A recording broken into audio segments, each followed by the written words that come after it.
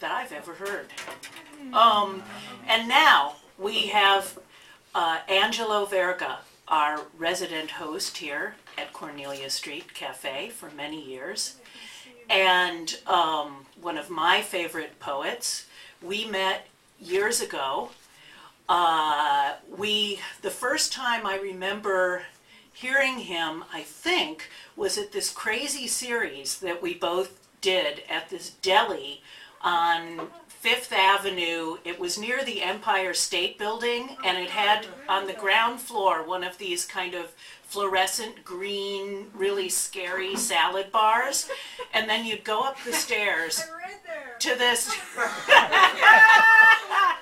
to this place where there were fake daisies that were plastic between, and some German tourists would be eating while you were reading, and you were lucky if they turned off the radio. He's come a long way. So we've come a long way from the deli, Angelo.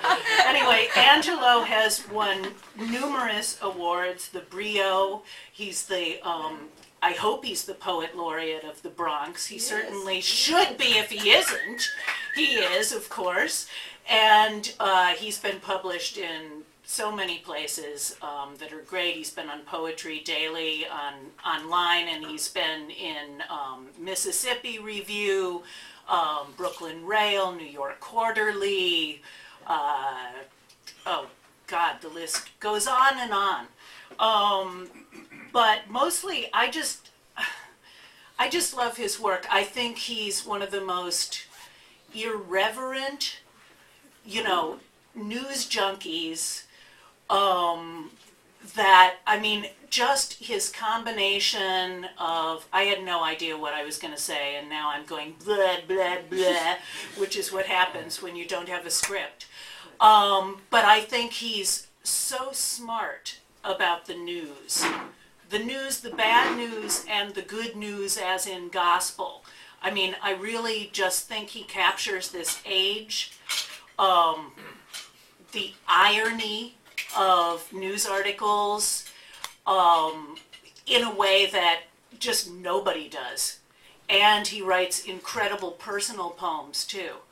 And his last poem, which was just published as a book, is a prophetic poem. I mean, he's not afraid of taking chances, this guy. And the first poem I remember that just knocked me out of my deli seat, and I get to read it tonight because I got permission from Angelo, and then I'll bring him up here.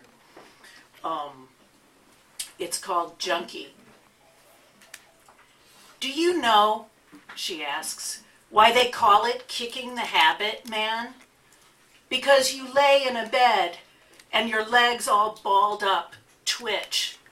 You can't sleep, your eyelids scream, and your insides burn like acid. I can smell a gram of smack a block away. I really love the way it makes me sleep. Very deep.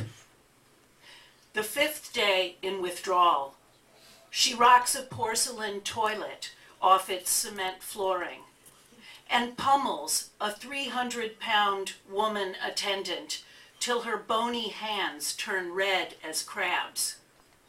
This shouldn't happen to me. Can't they fucking see I'm white? She cries, spitting tears. This girl, very thin, who is my daughter. God, I love that poem. That was so much fun.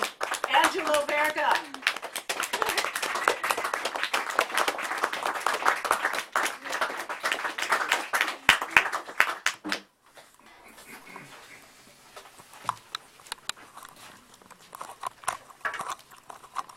You forgot to mention the bus stop right outside the deli, where the bus is in the summertime.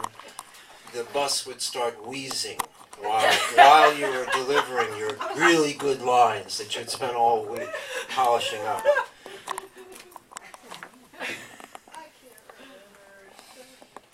Incredible place. Anyway, it's it's really, you guys are wonderful. Thank you for turning out on this lovely night of early spring. And I want to thank my co-readers and Shelley for making me irrelevant tonight. I can go home now. Thank you.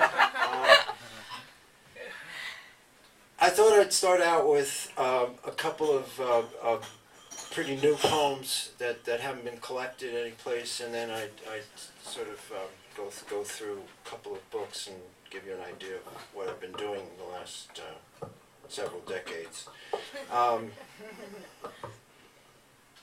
But thank you so much for coming.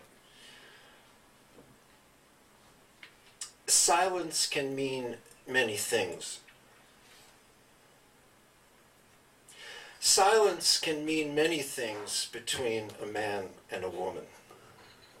One large, undifferentiated understanding, or a myriad of small confessions. I remember a red bedroom, its cool sunlight in the morning, the mahogany headstand, soft floral rug awaiting our feet. You remember something I shouldn't have said, and more I should not have even thought of. The few minutes we talk under the dark, momentary trees, we can believe anything we make up.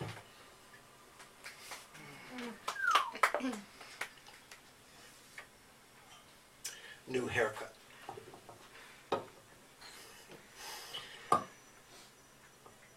Wet, combed straight back, curled behind big ears, I look Italian.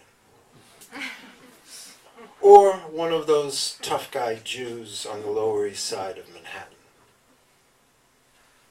When I buy a metal drill bit, I talk of 5/16 and carbide alloy and tungsten. The fellow behind the counter doesn't charge me tax or put anything in a bag. A man among men. An actor among actors. And this last new one is called Weather. I always wanted to write a poem about the weather. And this was, in response, there was a friend of mine who produces programs here, Jackie Sheeler, asked for poems in anticipation of the inaugural of, I still like saying President Obama. It hasn't gotten old yet. But so this one is not, I'm not sure which president exactly this is about, but it's about a president. Weather.